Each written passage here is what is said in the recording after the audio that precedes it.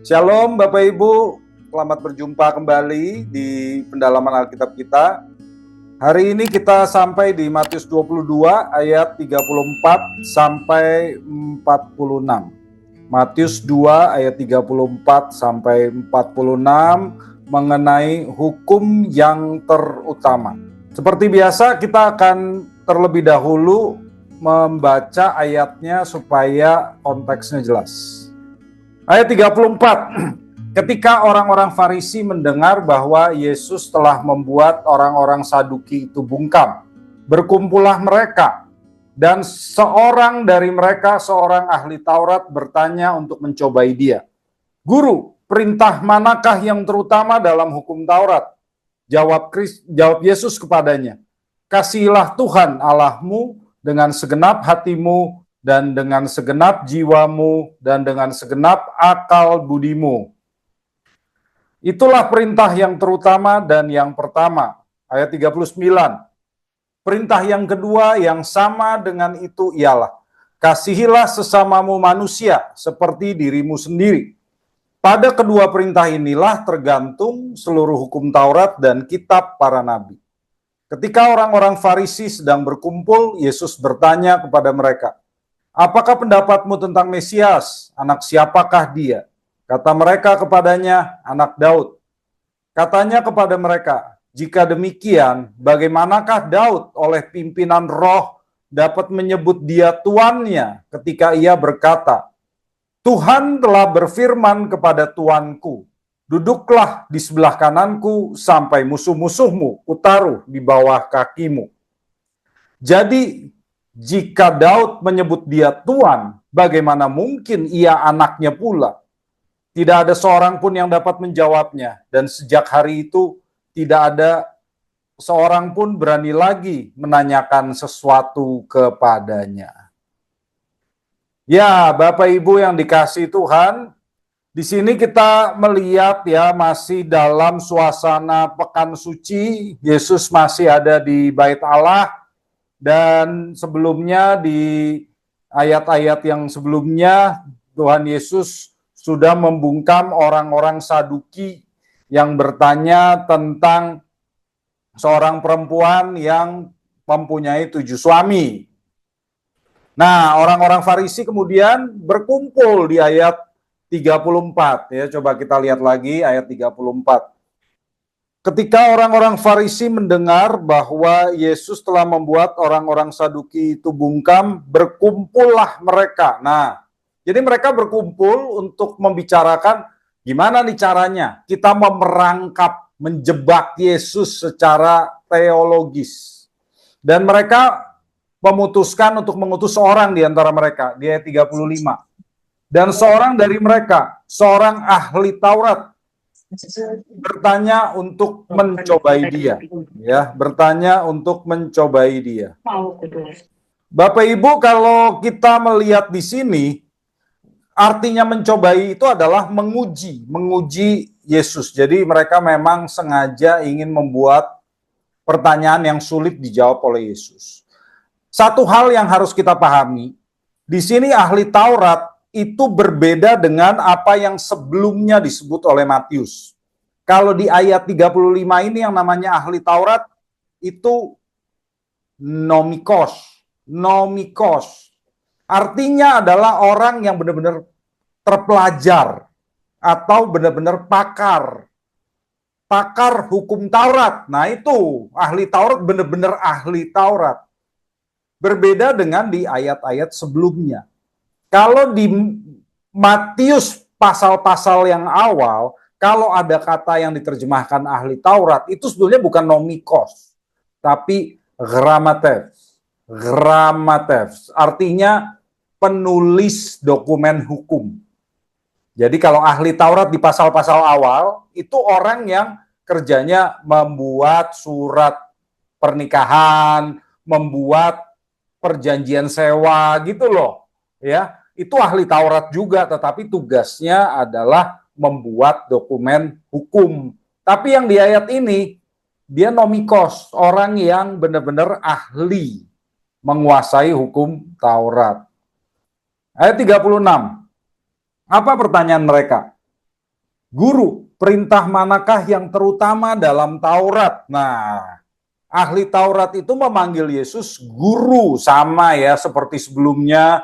Orang-orang Farisi juga begitu, orang Saduki juga begitu. Tapi jelas dia nggak tulus, saudara. Kalau dia tulus, ya dia menjadi pengikut Yesus. Kalau Yesus benar-benar dipanggil guru olehnya, ya harusnya dia bisa jadi pengikut Yesus. Tapi dia justru menyindir Yesus dengan panggilan guru tersebut. Kalau dia memanggil Yesus guru, berarti menurut dia, Yesus mestinya bisa menjawab, memberikan jawaban yang memuaskan untuk pertanyaan yang sulit ini. Pertanyaan ini pertanyaan yang sulit. Kita pandang pertanyaan ini sederhana, tetapi sebetulnya tidak, saudara. Saya pakai judulnya tadi hukum yang terutama karena di terjemahan baru edisi 1 bunyinya demikian ya. Tapi kalau di edisi kedua perintah yang terutama, perintah. Jadi agak berbeda ya. Dalam aslinya, bahasa aslinya, perintah di ayat 36 atau di terjemahan baru edisi 1 hukum, itu dalam bahasa aslinya dibaca endoli. Endoli. Ini terjemahan bahasa Yunani dari kata Ibrani mitzvah. Mitzvah, ya. Mitzvah itu perintah-perintah dalam hukum Taurat yang jumlahnya sudah dihitung oleh para ahli Taurat ada 613 perintah. 613 perintah. Ya, yaitu kalau menurut mereka 613 itu ada 365 yang negatif, itu sesuai dengan jumlah hari dalam tahun, dan sisanya 248 itu yang positif, sesuai dengan menurut mereka jumlah anggota tubuh gitu ya.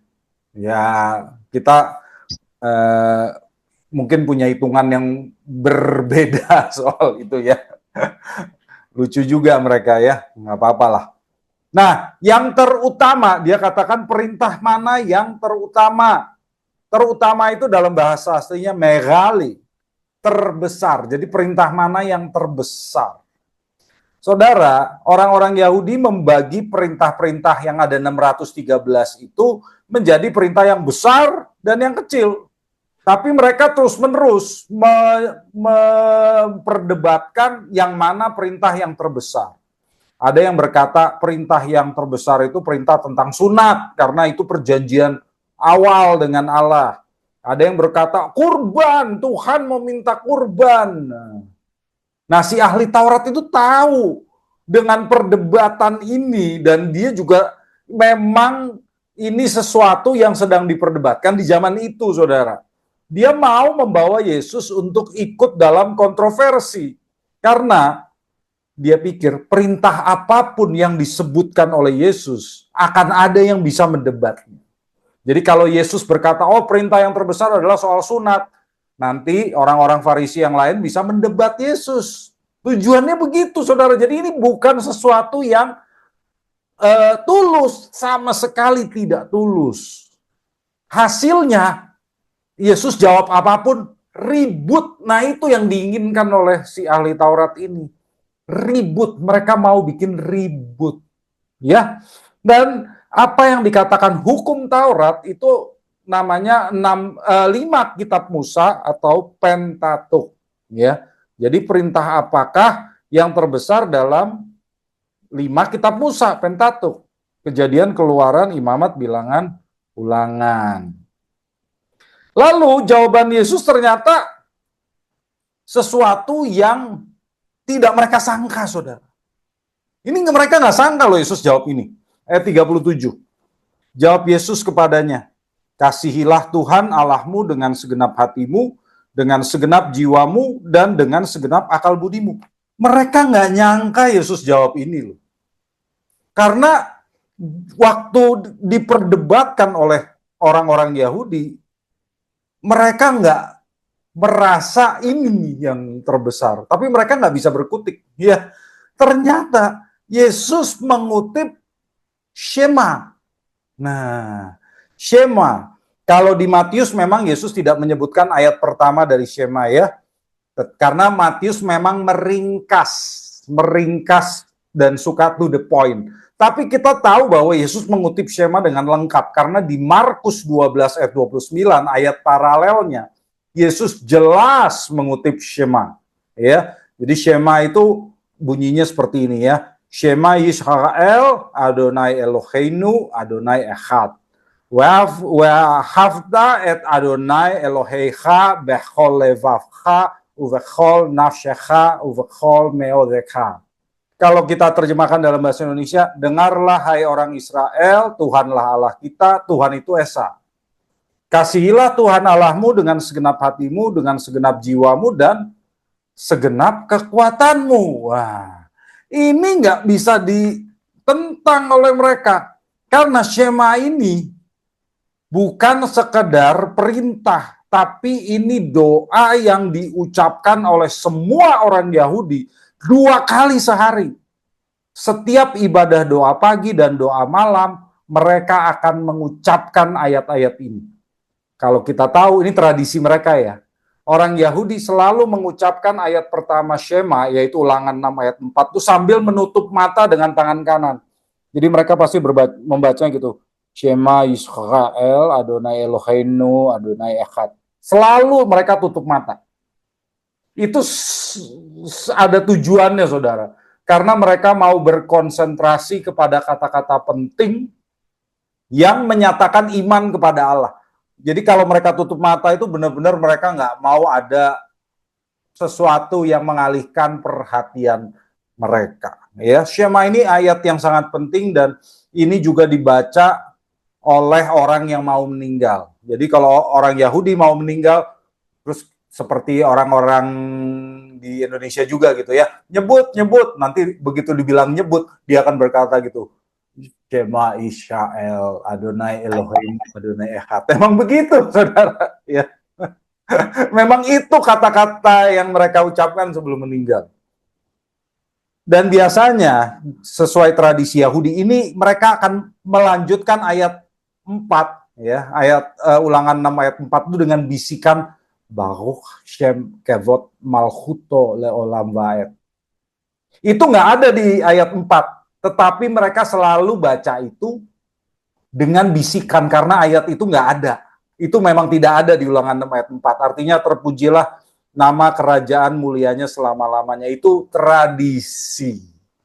Jadi mereka selalu ucapkan kata-kata itu sekalipun itu tidak ada di ulangan 6 ayat 4. Di ayat 37 ini, saudara, Shema itu bukan hanya berisi pernyataan iman seorang Yahudi kepada Allah yang Maha Esa, tapi juga berisi pengakuan terhadap perintah untuk mengasihi Allah di ayat 5. Dan ini yang dikatakan Yesus perintah yang terutama.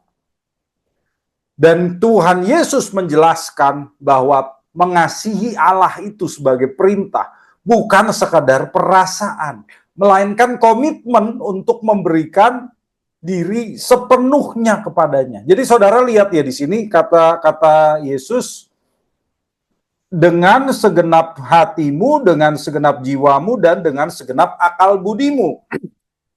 Ini agak berbeda ya kalau di ulangan 6 ayat 5, saudara lihat bunyinya bukan dengan akal budimu ya, tapi dengan segenap hatimu, dengan segenap jiwamu, dan segenap kekuatanmu. Itulah sebabnya kalau di Markus 12 ayat 30 ada kata kekuatanmu, tetapi di Matius tidak ada ya.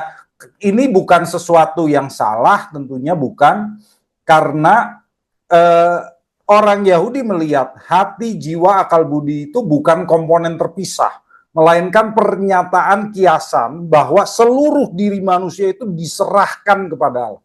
Kurang tepat kalau kita memisah-misahkan hati, jiwa, akal budi orang Yahudi, enggak gitu. Mereka melihat manusia itu holistik. Dan hati itu juga bisa diwakili dengan akal budi, saudara. Ya, jadi kita lihat. Hati artinya segenap pribadi manusia. Buat orang Yahudi, hati itu bukan hanya perasaan. hati juga pikiran. Jadi orang Yahudi di zaman Alkitab mengira orang itu berpikir bukan pakai otak, saudara. Itu kita, karena kita tahu biologi manusia ya. Orang Yahudi berpikir, mereka berpikirnya lewat hati, saudara. Ya, hati. Justru kalau mereka berkata perasaan, biasanya mereka akan berkata usus. Mereka kira yang merasa itu usus, bukan hati. Hati itu berpikir, kalau mereka pikirnya begitu. Dan kata hati itu sering dipakai untuk mewakili segenap pribadi manusia. Kalau ada segenap jiwa, artinya segenap hidup. Akal budi itu pikiran cerdas, ya. Tapi kalau di Ulangan 6 ayat 5, kata yang digunakan ya hati. Jadi nggak salah kalau di bahasa Yunaninya pakai kata akal budi, karena itu memang akal budi itu juga diwakili oleh hati, saudara, ya. Bukan seperti kita. Kalau kita perasaan tuh hati, kalau mereka enggak, pikiran tuh hati. Lalu Tuhan Yesus menambahkan perintah yang kedua di ayat 39. Perintah yang kedua yang sama dengan itu ialah, kasihilah sesamamu manusia seperti dirimu sendiri. Tuhan Yesus berkata, sama dengan itu. Kalau bahasa aslinya ini, omios. Omios. Omios itu artinya serupa, sama secara sifat atau sama secara kodrat. Ini beda sedikit dengan isos. Ada kata lain yang artinya sama, yaitu isos. Artinya sama secara kualitas dan kuantitas. Tapi jangan diperdebatkan, kedua kata ini sering dipertukarkan, ya. Omios dan isos itu sering dipertukarkan. Jadi yang dimaksud sama itu bukan benar-benar equal, tetapi setara, serupa. Artinya, hukum yang kedua yang disebut oleh Yesus ini setara dengan hukum pertama. Ya, yaitu Tuhan Yesus mengutip Imamat 19 ayat 18. We'ahavta le'are'acha kamocha.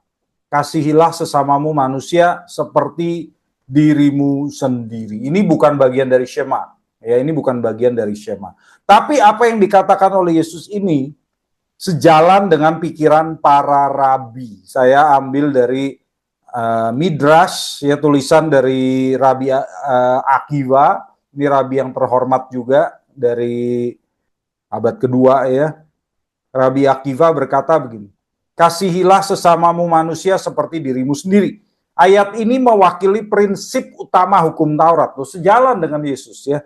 Karena itu mengajarkan agar kamu tidak berkata, karena aku direndahkan, biar orang lain direndahkan bersamaku. Karena aku dikutuk, biar orang lain dikutuk bersamaku. Jadi sejalan dengan apa yang diajarkan oleh Yesus. Maka orang-orang Yahudi itu nggak berkutik ketika Yesus berkata begini. Karena mereka tahu itu betul. Itu betul. Dan ini juga mirip dengan golden rule, aturan emasnya Tuhan Yesus. Jadi mereka nggak berkutik ketika Yesus menjawab seperti itu. Dan kalau kita lihat mengasihi sesama itu apa, saudara? Mengasihi sesama itu apa? Mengasihi sesama bukan soal perasaan. Ya, kalau kita merasakan biasa kasih itu perasaan. Nah, buat orang Yahudi nggak cuma perasaan, saudara. Ya, bukan soal keterikatan emosional. I love you gitu. Ya enggak, bukan itu. Tapi mengasihi sesama adalah tentang tanggung jawab. Kalau kita lihat dari Imamat 19 ayat 18, ayat yang digunakan oleh Tuhan Yesus untuk perintah ini, ya, yang dikutip dari Imamat 19 ayat 18. Mari kita baca dulu supaya Bapak Ibu jelas tentang konteksnya. Imamat 19 ayat 18. Janganlah engkau menuntut balas dan janganlah menaruh dendam terhadap orang-orang sebangsamu, melainkan kasihilah sesamamu manusia seperti dirimu sendiri. Akulah Tuhan. Ya, jadi artinya tidak menginginkan yang buruk terjadi kepada orang lain, ya. Jangan menuntut balas, jangan menaruh dendam. Lihat ya, tanggung jawab ini. Jadi mengasihinya kalau kita kaitkan dengan menuntut balas, menaruh dendam, itu musuh loh saudara. Bukan sesama yang kita cintai, bukan. Ini soal musuh. Ya, lalu di ayat 34 kita lihat. Pendatang yang tinggal padamu harus kau perlakukan sama seperti orang Israel asli di antaramu. Tuh, orang Yahudi dulu itu membenci pendatang loh, membenci orang-orang non-Yahudi. Tapi perintah Tuhan, kamu harus perlakukan dia sama seperti orang Israel. Kasihilah dia seperti dirimu sendiri. Karena kamu dahulu juga pendatang di tanah Mesir. Akulah Tuhan Allahmu. Jadi ayat ini juga berkata kamu harus mengasihi tanpa membeda-bedakan orang. Bangsanya beda, sukunya beda, kamu tetap kasih dia. Ya, maka kita bisa simpulkan dan lanjutkan sendiri. Mengasihi itu apa? Bukan kita perasaannya harus cinta sama dia, cinta sama semua orang, jelas. Bukan itu yang dimaksud. Karena ini soal tanggung jawab, saudara. Mengasihi sesama artinya memberikan apa yang baik yang dibutuhkan oleh seseorang. Memelihara orang lain seperti memelihara diri sendiri. Karena tadi kan kamu harus perlakukan dia seperti bangsamu sendiri. Mengasihi orang lain itu artinya memelihara kehidupannya seperti kamu memelihara diri sendiri. Karena ini soal hukum, membantu orang lain melakukan kehendak Allah. Seperti kita diri sendiri melakukan kehendak Allah. Itulah yang namanya kasih. Jadi bukan soal perasaan. Jadi saudara nggak melihat ini sebagai sesuatu yang aneh. Mana bisa sih kita mengasihi musuh? Bisa kalau caranya begini. Kita nggak disuruh membuat musuh kita jadi sahabat, saudara. Enggak. Alkitab itu cengli, masuk akal ya. Musuh kita itu bukan kita jadiin sahabat, bukan. Tapi kita berikan yang terbaik buat dia. Udah. Kalau dia nggak balas, ya terserah dia. Tanggung jawab kita cuma itu, ya. Tanggung jawab kita itu saja yang kita lakukan. Bapak Ibu kalau ada pertanyaan boleh tulis di chat, nanti kita bahas sesudah pembahasan ini ya. Sebelum lupa, pas ada yang pengen ditanyakan, langsung ditulis. Oke, ayat 40. Pada kedua perintah inilah tergantung seluruh hukum Taurat dan kitab para nabi. Yesus menyatakan bahwa substansi dari perjanjian lama itu adalah tentang kasih. Mengasihi Allah dan mengasihi sesama manusia, itulah intinya perjanjian lama. Perjanjian lama tergantung pada perintah tentang kasih. Jadi kehendak Allah bagi hidup manusia itu adalah memuliakan Dia dengan memperlihatkan hidup yang penuh kasih. Dan Tuhan Yesus mau menyatakan bahwa komunitas kerajaan Allah yang dibawa oleh Tuhan Yesus ini memungkinkan pengikutnya atau orang-orang Kristen hidup dalam kasih sesuai kehendak Allah. Dan dengan demikian menggenapi perjanjian lama. Aku datang bukan untuk meniadakan perjanjian lama ya, hukum Taurat, tetapi untuk menggenapinya. Jadi dengan hidup dalam kasih, perjanjian lama itu digenapi, saudara. Nah, sesudah ahli Taurat itu nggak bisa menjawab apa-apa, Tuhan Yesus gantian nyerang di ayat 41. Kita lihat ya. Ketika orang-orang Farisi sedang berkumpul, Yesus bertanya kepada mereka, nah gantian nih, gantian. Ya, mereka udah menyerang Yesus terus, sekarang Yesusnya gantian nyerang. Yesus menempatkan diri di posisi penyerang dengan bertanya terlebih dahulu. Karena dia mau menantang kemampuan orang-orang Farisi itu untuk menafsirkan salah satu ayat yang mereka pandang terpenting tentang Mesias di perjanjian lama. Orang-orang Farisi ini pasti bisa menafsirkan itu mestinya. Karena orang Farisi itu selalu dipandang oleh bangsa Yahudi, ya, dipandang oleh orang-orang yang terpelajar soal Alkitab, paham penafsiran yang benar. Jadi Yesus tanya sama mereka.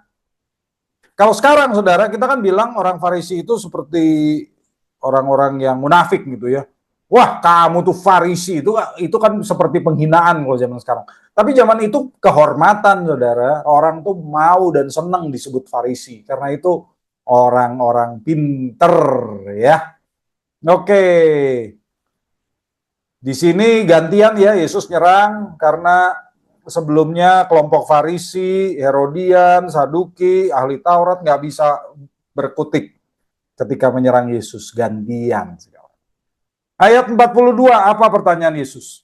Apakah pendapatmu tentang Mesias? Anak siapakah dia? Kata mereka kepadanya, anak Daud. Sekali lagi kita lihat pertanyaan ini sederhana sekali, kelihatannya ya. Tapi kan Yesus bertanya, apakah pendapatmu tentang Mesias?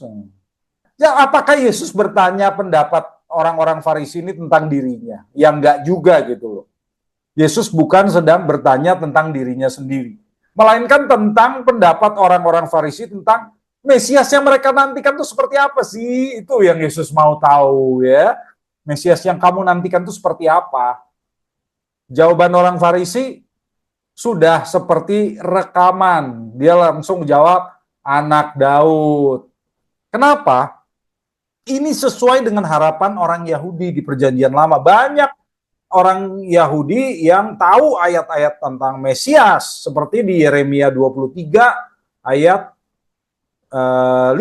Yeremia 23 ayat 5. Coba kita baca ya. Yeremia 23 ayat 5. Sesungguhnya akan datang waktunya, demikian firman Tuhan, bahwa aku akan menumbuhkan bagi Daud tunas yang adil.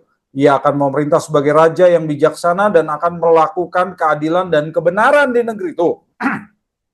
Tunasnya Daud ya. Mazmur banyak sekali, 89 ayat 5, 132 ayat 10 11. Yohanes 7 ayat 42 kita lihat ya, ini menggambarkan harapan mereka. Yohanes 7 ayat 42. Yohanes 7 ayat 42. Bukankah kitab suci mengatakan bahwa Mesias berasal dari keturunan Daud? Tuh. Dan dari kampung Bethlehem, tempat Daud dahulu tinggal. Itu udah gambaran orang Yahudi. Mereka tahu dari Perjanjian Lama Mesias itu keturunan Daud dan berasal dari Bethlehem. Yesus juga disebut anak Daud, saudara. Bahkan dari awal kitab Matius, kalau kita baca Matius 1 ayat 1, itu ayat pertama Perjanjian Baru, sudah dikatakan demikian. Inilah daftar nenek moyang Yesus Kristus, anak Daud. Jadi Yesus ini pasti disebut anak Daud supaya dia sah sebagai Mesias. Dan banyak sekali ayat-ayat di kitab Matius yang menunjukkan bahwa Yesus disebut anak Daud. Jadi apakah Yesus ini lagi menentang sebutan anak Daud? Enggak. Yesus tidak sedang menentang sebutan anak Daud. Matius pun tidak menentang sebutan anak Daud. Karena anak Daud itu penting. Buktinya Matius dan Lukas memuat silsilah Yesus dalam tulisan mereka kan. Dan bagaimanapun nggak ada juga pemuka agama Yahudi yang mematahkan bukti-bukti itu, nggak ada. Ya, jadi memang mereka setuju bahwa Mesias itu memang anak Daud, saudara. Mesias itu memang anak Daud. Ayat 43. Ayat 43. Katanya kepada mereka, jika demikian, bagaimanakah Daud oleh pimpinan roh dapat menyebut dia tuannya ketika ia berkata. Nah, di sini saudara, orang Yahudi itu mengakui ya, Daud itu bukan hanya raja. Makanya Yesus berkata, Daud berkata demikian oleh pimpinan roh. Orang yang dipimpin roh tuh nabi, saudara, bukan raja. Itu profetik. Kalau kita sering mendengar saudara-saudara kita ya, agama sepupu kita berkata Nabi Daud. Loh betul, Daud itu nabi, bukan cuma raja, saudara. Jadi jangan berkata, loh Daud kan raja. Iya, Daud raja, tapi dia juga nabi. Buktinya coba kita lihat ya. Saya kasih bukti deh supaya Bapak Ibu puas. 2 Samuel 23 ayat 2. 2 Samuel 23 ayat 2. 2 Samuel 23 ayat 2. Ini ayat 1, inilah perkataan terakhir Daud. Ya udah jelas Daud ya. Ayat 2, roh Tuhan berbicara dengan perantaraanku loh. Yang menjadi perantara itu kan nabi, saudara. Kisah 1 ayat 16. Kisah para Rasul 1 ayat 16. Tetapi 2 ayat 30 aja. 1 ayat 16 ya, 1 ayat 16. Saudara-saudara, haruslah digenapi yang ditulis dalam kitab suci, yang disampaikan dahulu oleh Roh Kudus dengan perantaraan Daud. Tuh. Jadi orang-orang Yahudi itu percaya Daud itu nabi. 2 ayat 30. Namun Daud ya, ayat 29, saudara-saudara, aku dapat berkata-kata dengan terus terang kepadamu tentang Daud. Ayat 30. Namun ia adalah seorang nabi. Jadi Daud itu nabi, bukan cuma raja, saudara. Dia juga nabi. Dan apa yang dikutip Yesus adalah dari Mazmur 110. Ini dipandang sebagai nubuat Daud tentang kedatangan Mesias. Ayat 43-44, kita lihat ya. Jika demikian, bagaimanakah Daud oleh pimpinan roh dapat menyebut dia tuannya ketika ia berkata, Tuhan telah berfirman kepada Tuanku, duduklah di sebelah kananku sampai musuh-musuhmu kutaruh di bawah kakimu.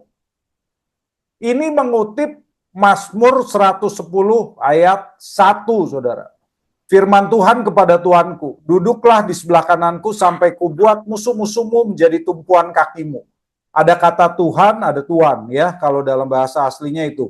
Neum Adonai ladoni shev limini at ashit oyeveicha hadom leha ya. Jadi kata Tuhan itu Adonai, kata Tuan itu Adon. Nah, Bapak Ibu yang guru sekolah minggu, boleh nih ya, ini trivia yang penting juga. Ayat ini adalah ayat yang paling banyak dikutip di Perjanjian Baru, saudara. Mazmur 110 ayat 1. Ya, guru-guru sekolah minggu boleh catat. Ayat mana yang paling banyak dikutip di Perjanjian Baru? Mazmur 110 ayat 1. Buktinya, dikutip di Matius 22 ayat 44, Markus 12 ayat 36, Lukas 20, 42, 43, Kisah Para Rasul 2 ayat 34, 35, Ibrani 1 ayat 13. Segitu banyaknya, saudara. Dan juga digemakan dalam ayat-ayat lain. Jadi ini ayat yang paling banyak dikutip di Perjanjian Baru. Ya, Mazmur 110 ayat 1. Nah, pertanyaan Yesus ayat 45. Jadi jika Daud menyebut dia Tuan, bagaimana mungkin ia anaknya pula? Nah, saya pernah dengar tuh, kan jadi jangan sebut Yesus anak Daud gitu ya. Kan kalau di lagu Malam Kudus kan ada ya, Kristus anak Daud gitu ya. Ada yang berkata itu salah tuh, Yesus bukan anak Daud. Karena kan ini ayatnya, kalau Daud menyebut dia Tuhan, mana mungkin dia anaknya. Lah, jangan salah begitu. Pemahamannya jangan picik begitu. Daud menyebut Mesias itu Tuan. Tapi perhatikan, jika Mesias itu keturunan Daud, ya berdasarkan tata krama kekeluargaan, seharusnya Mesiaslah yang menyebut Daud tuannya. Kalau Mesias cuma sekedar keturunan Daud, harusnya yang menyebut Daud, yang menyebut Tuan itu adalah Mesias. Mesias itu menyebut Daud tuannya. Tapi kok Daud bisa menyebut Mesias keturunannya itu bisa disebut Tuan?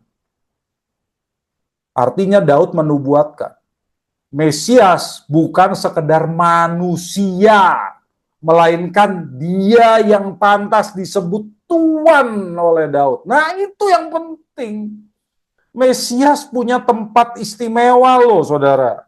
Tadi dikatakan Mesias ini duduk di sebelah kanan Tuhan. Artinya dia jelas lebih agung, lebih superior dibandingkan Daud yang diakui sebagai raja terbesar Israel. Raja terbesar Israel bisa berkata Mesias itu Adon, tuannya Daud yang duduknya di sebelah kanan tahta Tuhan. Tuhan huruf besar semua, Yahweh, Adonai. Dan Mesias itu lebih agung dalam kodrat dan martabat daripada Daud. Luar biasa ini, saudara. Jadi Mesias memang anak Daud, keturunan Daud, tapi dia punya hubungan istimewa dengan Tuhan. Atau hubungan ilahi dengan Tuhan, Yahweh. Orang Farisi nggak bisa jawab, saudara. Karena Yesus di sini menantang mereka. Tuh kan, Mesias itu bukan sekedar manusia. Itu sebetulnya pertanyaan Yesus itu. Kamu lihat kan, Mesias itu bukan sekedar manusia, Mesias itu Allah. Nah, orang Farisi nggak berkutik begitu, dikasih pertanyaan begitu, saudara. Ini serupa dengan nubuat Daniel tentang anak manusia yang kita sudah sering baca ya, Daniel 7 ayat 13 dan 14. Supaya Bapak Ibu jelas, kita baca lagi deh. Daniel 7 ayat 13 dan 14. Aku terus melihat dalam penglihatan malam itu tampak datang dengan awan-awan dari langit seorang seperti anak manusia. Ia datang kepada yang lanjut usianya itu dan dibawa ke hadapannya. Kepadanya diberikan kekuasaan dan kemuliaan serta kedudukan sebagai raja, maka orang-orang dari segala bangsa, suku bangsa, dan bahasa mengabdi kepadanya. Kekuasaannya kekuasaan yang kekal yang tidak akan lenyap, dan kerajaannya kerajaan yang tidak akan musnah. Jadi tuannya Daud itu sama dengan anak manusia, dan anak manusia kita tahu ya, itu sebutan favoritnya Yesus. Nah, karena itu mereka nggak berkutik. Ayat 46, tidak ada seorang pun yang dapat menjawabnya, dan sejak hari itu tidak seorang pun berani lagi menyatakan sesuatu kepadanya, menanyakan sesuatu kepadanya. Ayat ini jadi penutup dari pertentangan antara Yesus dan para pemuka agama yang dimulai dari 21, Matius 21 ayat 23. Jadi mereka udah sadar lah, para pemuka agama ini semua ya, ada imam kepala di pasal 21, di pasal 22 ada Farisi, Herodian, Saduki, ahli Taurat, gak ada yang bisa menjebak Yesus.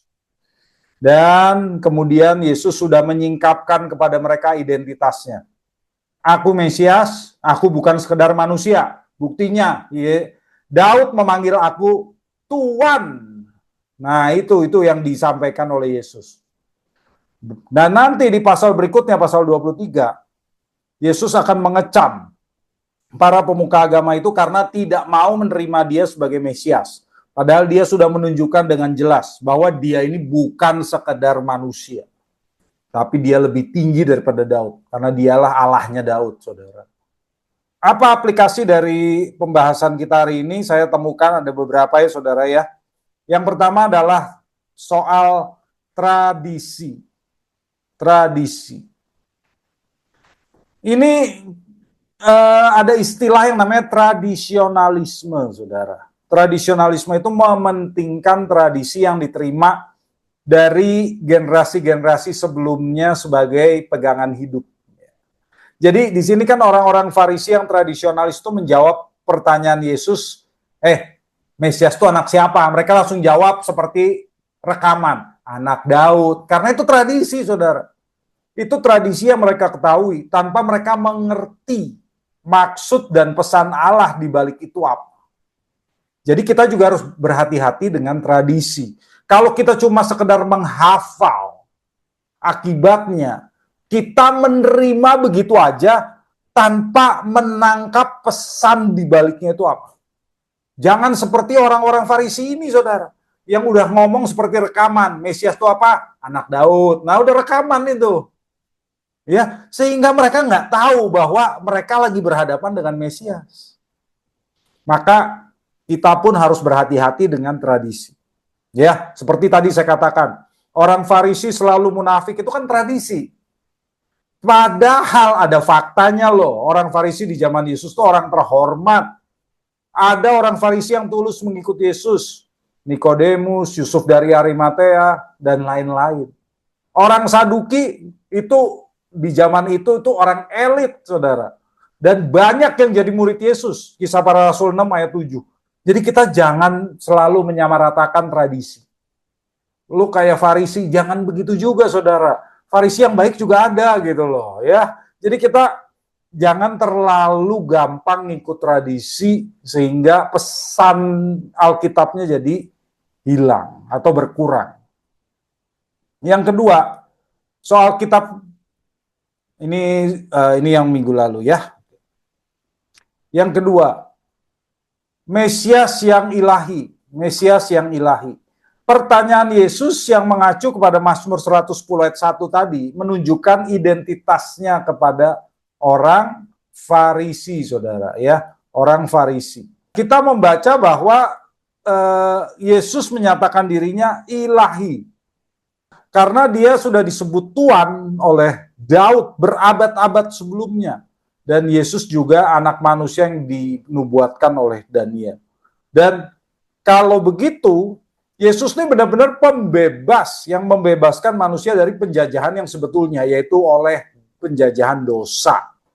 Bukan penjajah Romawi di dunia. Nah, orang-orang Yahudi kan di zaman itu menganggap Mesias ini pembebas dari penjajahan Romawi. Padahal Yesus membebaskan manusia dari dosa. Jadi mereka nggak melihat itu. Itulah yang kita harus pahami. Identitas Tuhan Yesus yang luar biasa. Dia menyatakan dirinya bukan sekedar manusia, dia menyatakan dirinya adalah Allah sendiri. Ya, seorang yang pantas disebut Tuhan oleh Daud, raja terbesar dari bangsa Israel.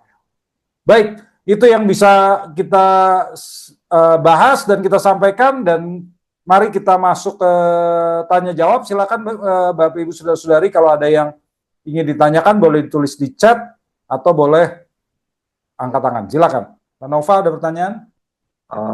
Ini Pak, jadi kita bisa simpulkan malam ini perintah Tuhan yang terutama itu selain kita mengasihi, tidak hanya sekedar emosional tadi ya Pak ya, berarti lebih ke tindakan seperti yang terdapat dalam tradisi Yahudi itu sendiri.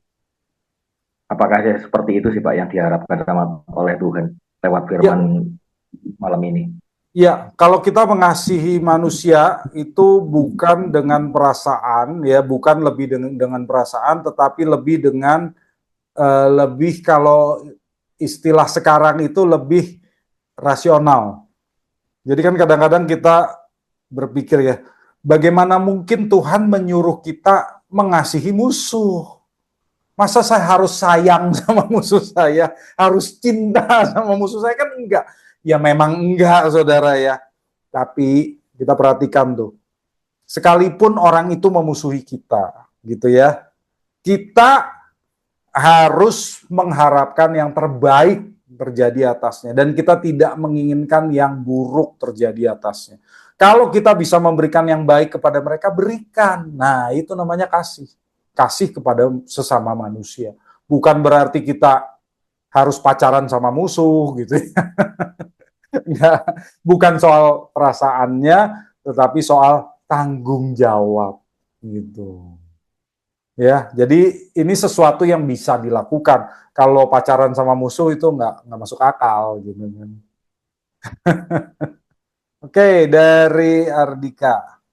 Selamat malam Pak. Ingin tanya, nubuatan tentang Tuhan Yesus kan sudah disebutkan sejak lama di kitab-kitab perjanjian lama, dari keturunan, tanda mujizat, dan lain-lain. Kenapa orang-orang pada zaman itu bisa tidak aware bahwa Tuhan Yesus adalah Mesias? Sebagian aware ya.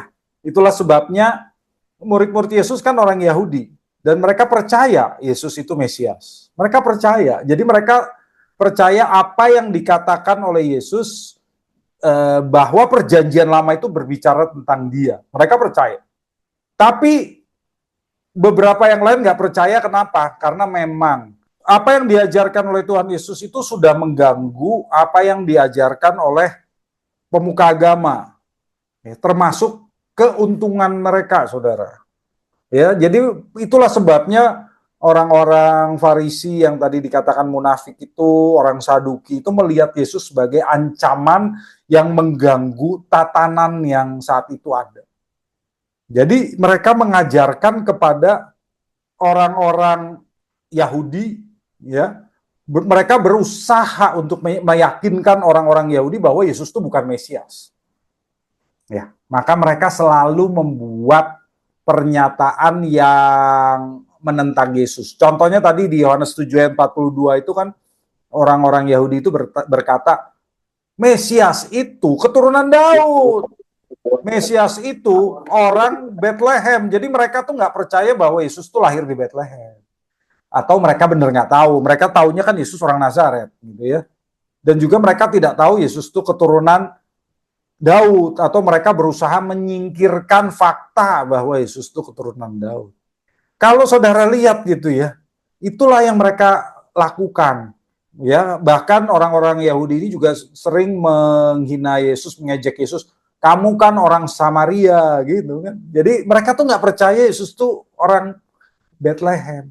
Ya, meskipun kalau kita lihat bukti-buktinya, ya Yesus memang lahir di Bethlehem, dibesarkan di Nazaret gitu. Jadi nubuat perjanjian lama itu dipenuhi, tetapi orang-orang Yahudi yang nggak percaya membuat atau menyamarkan, menutup-nutupi fakta itu sehingga orang lain setuju dengan mereka Yesus bukan Mesias. Gitu ya, Ardika ya. Pak Edwin, ada yang mau tambahkan? Iya, Pak Mark, bukan ditambah. Saya mau nanya itu di Matius 20:37, Ya, yang hati itu Pak Mark, kardia. Kalau ya, kita kan, kalau di sini kan kardio jantung toh. betul. Sebenarnya pengertian kardia itu yang sesungguhnya itu seperti apa ya? Karena di Ya, sini juga kan ada dianoia itu Diania main, ya, ya main. dianoia main. Ya, Itu Pak Mark, kardia itu mohon pencerahannya. ya. Thank you Pak Edwin. Ya, kardia itu artinya memang jantung sebetulnya. Cuma kita terjemahkan ke bahasa Indonesia hati karena ya itu terjemahan yang udah ya bahasa kita yang salah gitu ya. Jadi kita berpegangnya hati ini apa jantung, tapi kita sebutnya hati gitu ya. Itu udah bahasa kita lah. Tapi memang artinya itu harusnya jantung. Dan kardia itu memang sering digunakan untuk mewakili seluruh manusia.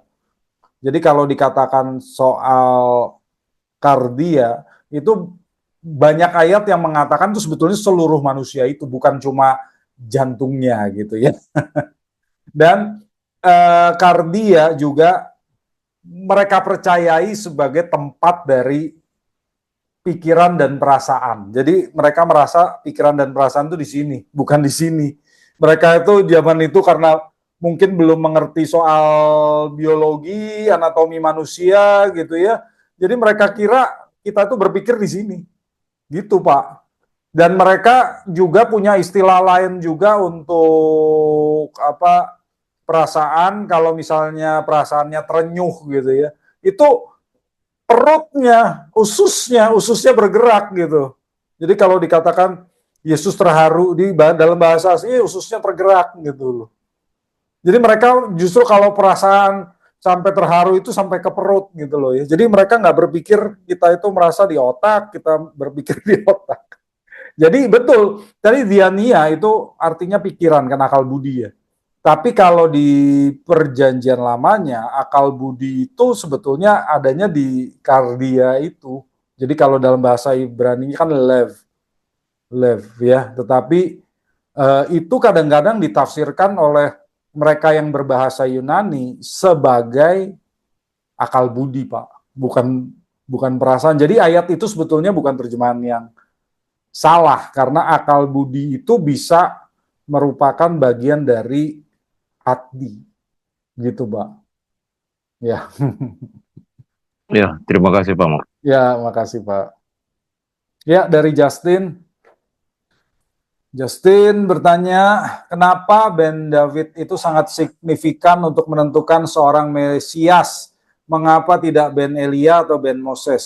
Sejak kapan itu menjadi penentunya, Pastor? Terima kasih. Ya, oke, terima kasih, Justin. Ya, memang Mesias itu kan sudah dinubuatkan sebagai Ben David, anak Daud. Karena sebetulnya dari nubuat Abraham kepada Yehuda, tongkat kerajaan tidak akan beranjak dari Yehuda. Jadi Abraham pun sudah bukan Abraham. Yakub sudah menubuatkan bahwa keturunan Yehuda yang akan menjadi raja. Dan dari keturunan itu kan kita tahu keturunan Yehuda pertama yang jadi raja adalah Daud. Jadi of course Mesias pasti keturunan Daud. Ya, itulah sebabnya di perjanjian lama Daud itu terus-menerus disebut. Ya, dan Mesias itu juga disebut sebagai keturunan Daud. Coba kita lihat lagi deh salah satu ayat yang lain ya. Mazmur 89 ayat 5. mulai dari ayat 4 supaya kita lihat konteksnya. Telah kuikat perjanjian dengan orang pilihanku, kata Allah. Aku telah bersumpah kepada Daud, hambaku, untuk selama-lamanya aku hendak menegakkan keturunanmu dan mengukuhkan tahtamu turun-temurun. Jadi ini udah jelas, Mesias itu pasti raja keturunan Daud. Ya, karena Tuhan sendiri yang berjanji loh kepada Daud. Mazmur 132. Mazmur 132 ayat 10. Oleh karena Daud hambamu, janganlah engkau menolak orang yang kau urapi. Siapa dia yang kau urapi? Kalau dalam bahasa aslinya Mesias. Ya kan? Jadi memang dari kapan Mesias itu sudah jadi pasti seorang keturunan Daud. Dari nubuat Yakub terhadap Yehuda. Karena raja yang dipilih oleh Tuhan itu pasti keturunan Yehuda. Dan raja pertama Yehuda itu Daud. Jadi Mesias pasti keturunan Daud. Itu udah dari dulunya gitu. Jadi mereka memang sudah sangat paham itu. Dan ketika malaikat Gabriel juga memberitahu kepada Yusuf ya bahwa Maria mengandung, itu sebentar lagi ya kita Natalan. Malaikat juga memanggil Yusuf, hai anak Daud. Yusufnya aja anak Daud gitu loh. Sudah pasti ya. Jadi Mesias itu keturunannya Yusuf, artinya keturunannya Daud. Jadi begitu ya, sudah sangat lama nubuatnya dari perjanjian lama. Terima kasih Justin. Kita akhiri ya pertemuan hari ini. Kita akan tutup dengan doa. Bagi saudara-saudari yang terpanggil untuk mendukung pelayanan Elevate dapat memberikan persembahan ke rekening BCA nomor 319 025 1585 atas nama GBI The City Tower. Saudara dapat pula men-scan QR Code yang tampil di layar dengan aplikasi-aplikasi yang mendukung Kris. Terima kasih atas persembahan saudara, Tuhan Yesus memberkati.